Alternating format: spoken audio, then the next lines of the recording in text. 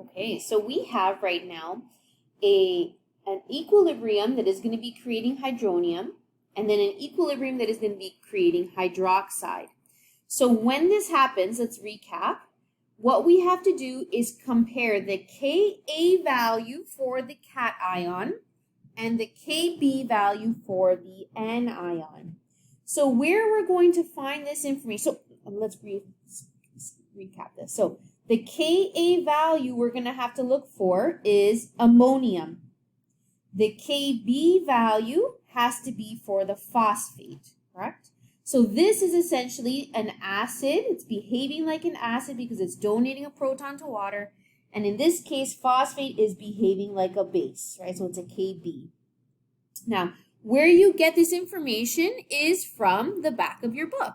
So in the same appendix where you found all your other Ka and Kb constants, that's where you're going to look. So the Ka value is most likely going to be there. So if you look under your Ka chart, you'll find ammonium ions, and the Ka value, let's continue on. So the Ka value for ammonium is there, and it's 5.8 times 10 to the negative 10. Now the Kb value for phosphate will not be there. If you recall, phosphate, not phosphite. If you recall, the Kb list is much shorter than the Ka list. So what we have to do in this case is we actually will have to calculate the Kb for PO4. Now, if you remember, there's a relationship that the Ka times the Kb for any acid-base conjugate pairing is equal to Kw at SATP. So in this case, we don't have the Kb for PO4 negative 3, but we can look up the Ka value for its conjugate, which will be HPO4 negative 2, right? Its conjugate is here. So this value, the Ka for HPO4 negative 2, you can find in your textbook, and that is 4.2 times 10 to the negative 13, okay? So we have this value. Remember, Kw is a constant. So we're solving for Kb of phosphate. So it's essentially going to be Kw divided by our Ka value. So it's going to be 1 times 10 to the negative 14 over 4.2 times 10 to the negative 13, which gives us a value, 3, which gives us a value of 2.4 times 10 to the negative 2. So our Ka value is here, and our Kb value for phosphate is here. Now, what that's indicating to us, remember, the larger the K value, the more product that equilibrium is creating. So because the Kb value is larger than our Ka, that means that this equilibrium is creating more product than this equilibrium. Or essentially, you can think of it as there's more hydroxide present than hydronium. So therefore, this solution is going to be basic, okay? So those are going to be your scenarios. You either have both ions that are affecting pH, which is like the example we just did. You can have one affecting pH or none of them affecting pH, okay? Now for this next example, we're going to incorporate some quantitative calculations into using the concept of salt solution acidity or basicity. So essentially taking what we know about calculating K problems with this concept here. Okay, so let's take a look here. So it says, predict whether a 0.100 mole per liter solution of sodium nitrite will be acidic, basic, or neutral, then calculate the pH of the solution. So not only are we asked to say, okay, is this going to be acidic, basic, or neutral like we have in the other two examples we've done, but we also now have to calculate the pH. Okay, but let's figure out if it's acidic, basic, or neutral first, right? So we have sodium nitrite, right? So originally, right, it's dissociating into sodium ions and nitrite ions. Okay, so sodium we know is a group 1, and it's definitely not the conjugate of a weak base, so this has no impact. Nitrite is the conjugate of nitrous acid, which is a weak acid, right? So that would be HNO2. So this, in fact, will react with water. So our equilibrium here, our hydrolysis reaction, is going to be our nitrite and water making HNO2 and hydroxide. Okay, so we know that this solution is going to be basic, right? So that's what this tells us here. So we know, okay, it's going to be a basic solution, but we have to now calculate the pH. So in order to calculate the pH from this question, well, we know that pH, let me use another page here, pH is equal to the negative log of hydronium ions, correct? Well, hydronium ions are not in this equilibrium. However, if you recall, we can figure out the pH in a roundabout way. Because we have hydroxide, we can solve for the POH by doing the negative log of hydroxide once we solve for that. And then, of course, we know pH plus POH is equal to 14. So once we have the POH, we can solve for pH.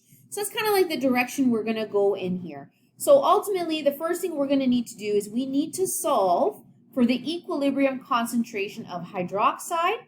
So that way we can actually determine the POH and then the pH. So we are going to create an ice table here. So remember that the concentration given in an acid base or any sort of solution calculations, this is your initial concentration, correct? So our initial concentration of nitrite is 0.10 mole per liter. So our water we are not concerned with, and we start with no products. So we have minus x, 0.10 minus x, plus x, plus x. So it's just x and x. Okay, so at this point, we need to essentially solve for x. So we have here a Kb expression that's happening because this NO2 is behaving like a base. So we're going to do that by having our HNO2 times our hydroxide over, remember water is not included here, NO2. Okay, but here's our little problem. We are trying to solve for x, right? So essentially this will plug in x, and this will be 0.1 minus x. But we don't have a Kb value that's given to us. So what you're going to want to do is go to your back of your textbook and check to see if we have the Kb for nitrite. And I'll tell you now that this guy is not there. And most of your ions for bases anyways will not be there. It's not a very extensive list.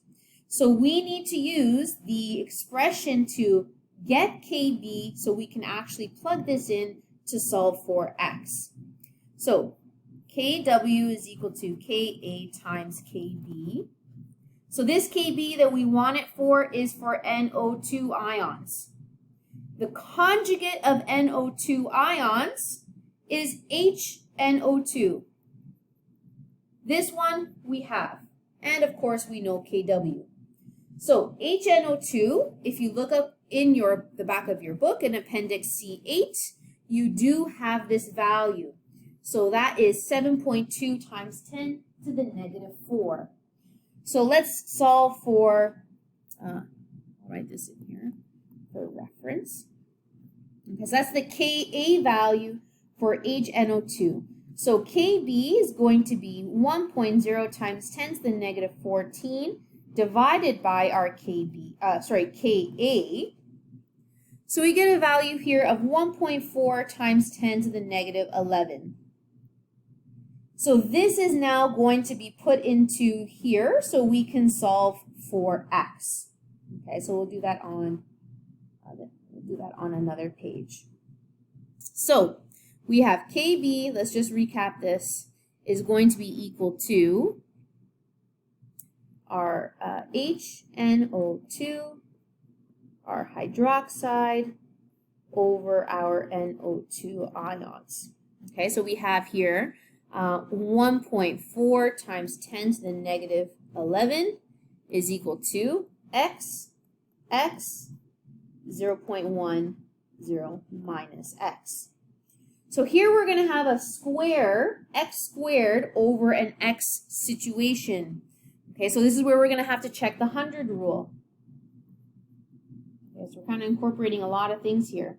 So remember, 100 rule is you take the initial concentration and you divide it by K. So in this case, our Kb. So we want to know if this x is small enough that we can get rid of that, it completely. So in this case, it would be 0.10 divided by our 1.4 times 10 to the negative 11. This is way more than 100. Okay, so therefore the 100 rule will work. So this ends up being x squared over 0.10. Okay, so essentially we're going to solve for x. So we're going to cross multiply and then take the square root. So our x value ends up being 1.2 times 10 to the negative 6, which is equal to our hydroxide, which is essentially what we want. Now that we have our hydroxide concentration, we're going to continue forth with this. So let's do that. So our POH is going to be equal to the negative log of 1.2 times 10 to the negative 6, which is going to be 5.92, or approximately 5.9, right? So when we solve for pH, we're going to do 14 minus that,